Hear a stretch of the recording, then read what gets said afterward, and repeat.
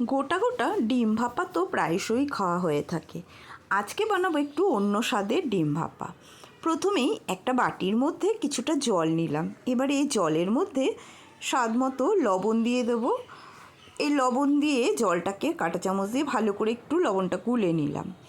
এবার একটা একটা করে ডিম আমি এই জলের মধ্যে ফেটিয়ে দিয়ে দিচ্ছি। 3টে ডিম ভালো করে কাঁটা চামচ দিয়ে ফেটিয়ে নেব। গ্যাসে একটা ননস্টিকের তাওয়া বসিয়েছি, তার মধ্যে দিয়ে দিলাম কিছুটা সর্ষের তেল। সর্ষের তেলটা খুন্তি দিয়ে ভালো করে একটু নেড়ে চেড়ে নিয়ে এবারে এর মধ্যে ডিমের গোলাটা দিয়ে দেবো। ডিমের গোলাটা এরকমভাবে আস্তে আস্তে একটু সরিয়ে সরিয়ে দিলে যে ডিম ঝুড়িটা আমি বানাবো সেটা কিন্তু বেশ একটু মোটা মোটাই হবে। সম্পূর্ণ ডিমের গোলাটা আমি এর মধ্যে দিয়ে দিলাম, দিয়ে এবারে খুন্তি দিয়ে একটু সরিয়ে সরিয়ে ভেজে নিচ্ছি। দেখো ডিমটা এক পিঠ ভাজা হয়ে গেছে, এবারে উল্টে উল্টে আর এক পিঠও ভেজে নিচ্ছি। ডিমের ঝুড়িগুলো বেশি ছোট ছোট করব না, একটু বড় বড় করে ভেজে একটা টিফিন বক্সের মধ্যে নিয়ে নিলাম।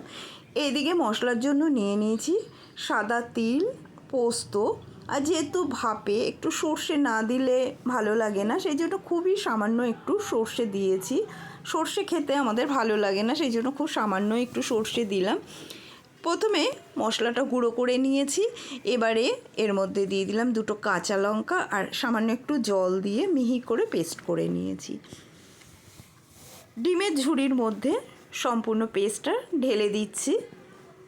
এবারে দিয়ে দেবো এর মধ্যে একটু মিক্সার ধোয়া জল। মিক্সার ধোয়া জলটা দিয়ে দেওয়ার পরে এবারে এর মধ্যে আমি দেব পরিমাণ মতো হলুদের গুঁড়ো। যেহেতু ভাপে একটু হলুদের গুঁড়ো বেশি দিলে বেশ ভালো লাগে। দিয়ে দিলাম স্বাদ মতো লবণ আর একটা পাকা লঙ্কা দিলাম, দেখতে বেশ সুন্দর লাগবে। চামচ দিয়ে নেড়ে চেড়ে নেওয়ার পরে ওপর থেকে বেশ কিছুটা কাঁচা সর্ষের তেল দিলাম। যে কোনো ভাপাতেই কাঁচা সর্ষের তেল দিলে কিন্তু তার স্বাদটা কিন্তু আরও বেড়ে যায়। এবারে এর মধ্যে দিয়ে দিলাম আরও একটা কাঁচা লঙ্কা চেরা আর দিয়ে দিচ্ছি কিছুটা ধনেপাতা কুচি। এবারে টিফিন কৌটোর ঢাকাটা বন্ধ করে দিলাম। গ্যাসে একটা কড়াইয়ের মধ্যে জল গরম বসিয়েছিলাম। এবারে এই গরম জলের মধ্যে টিফিন কৌটোটা বসিয়ে দিলাম। তারপরে ঢাকা বন্ধ করে গ্যাসের স্টিমটা লো টু মিডিয়ামে রেখে কিছুক্ষণ ধরে রান্নাটা করে নিলাম। দেখো এবার ঢাকাটা সরিয়ে নিলাম। কড়াইয়ের মধ্যে কিন্তু একটুও জল নেই, সম্পূর্ণ জলটা শুকিয়ে গেছে। এবার টিফিন কৌটোটা নামিয়ে নেব, নামিয়ে ঠান্ডা করে নেব।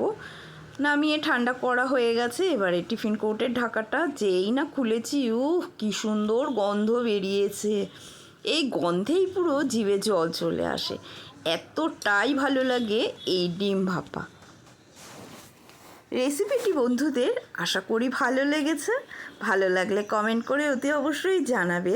আর বাড়িতে এই ডিম ভাপাটা বানিয়ে খেয়ে দেখবে, বাচ্চা থেকে বড় প্রত্যেকেরই কিন্তু ভীষণই ভালো লাগবে।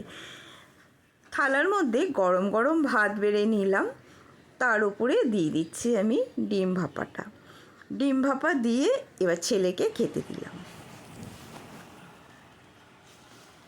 দেখ কেমন লাগছে গরম গরম ডিম ভাপা, নিউ স্টাইল ডিম ভাপা। কেমন আছে?